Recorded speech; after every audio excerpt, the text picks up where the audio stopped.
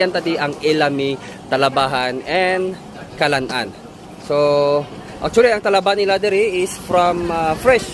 Halin sa Kalibo, and, ha? Talisay na.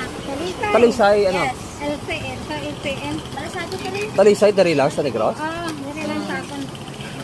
So, ang Talabahan naman nila diri is halin sa Talisay City.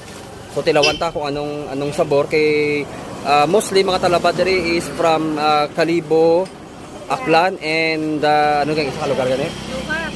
And Rojas. Subong, diri ta sa kay Ilami, Talabahan, and Kalan-an. Alright?